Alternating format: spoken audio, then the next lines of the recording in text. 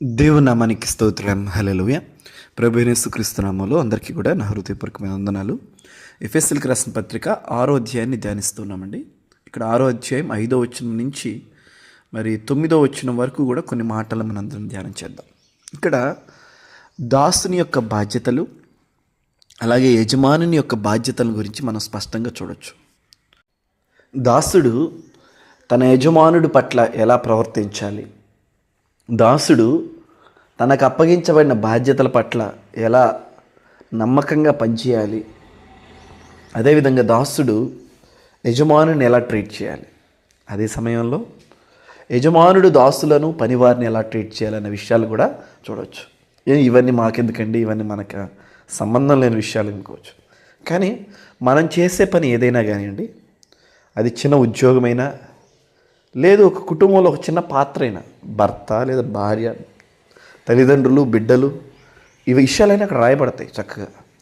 ఏ బాధ్యతని దేవుడు మనల్ని నమ్మి మనకు అప్పగించాడు, ఏ స్థితిలో మనల్ని దేవుడు ఉంచాడో ఆ స్థితిలో ఆ పనికి మనం నమ్మకంగా యథార్థంగా పనిచేయాలి. ఈ నమ్మకంగా యథార్థంగా చేసే పనిలో ప్రాముఖ్యమైన ఒక విషయం ఏంటంటే సణుగులు ఉండకూడదు. ఎవరి మీద లేదా ఆ స్థితిలో ఉంచిన దేవుని మీద కానీ, మన పైన ఉన్న వ్యక్తుల మీద కావచ్చు, మనల్ని ఆ స్థితిలో ఉంచిన దేవుని మీద కావచ్చు, మనం ఎప్పటికీ కూడా సాగకూడదు. అది ప్రభు చిత్తం అయితే కాదు. సో దేవుడు మనల్ని ఆ స్థితిలో ఉంచాడని, దేవుడు ఆ స్థితిలో మనల్ని పెట్టాడని మనం నమ్మకంగా పనిచేయాలంట. సో అందుకనే యథార్థత అనేది చాలా ప్రాముఖ్యమైనది. సో దేవుడు యథార్థతను ఇష్టపడుతున్నాడు, నమ్మకత్వాన్ని ఇష్టపడుతున్నాడు.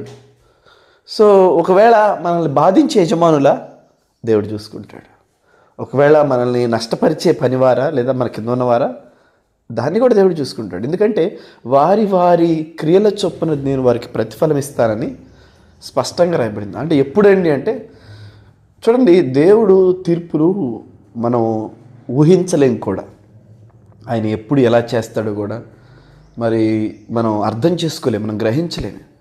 సో ఆయన ఈ భూమి మీద ఆయన పనులను మనం జడ్జి చేయలేమన్నమాట, ఎందుకు ఇలా జరుగుతుంది అని. సో కనుక మన పని ఏంటంటే దేవుడు మనకి ఇచ్చిన బాధ్యతను మనం నమ్మకంగా చేస్తున్నప్పుడు ఒక్క దినాన there is a time for everything కదా, ప్రతిదానికి ఒక సమయం ఉంది కదా. సో ప్రతిదానికి ఒక సమయం ఉంది. ఆ సమయంలో దేవుడు తప్పక మనం జ్ఞాపకం చేసుకొని మనకి న్యాయం తీర్చే దేవుడిగా ఉంటా ఉన్నాడు.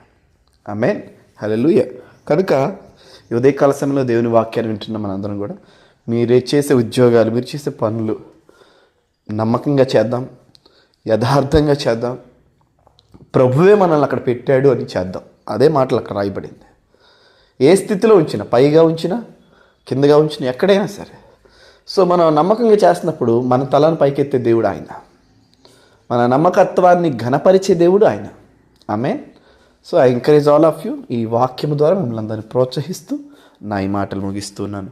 దేవుడి మాటలు మనందరి వెనుకలో దీవించును గాక. గాడ్ బ్లెస్ యూ అండి.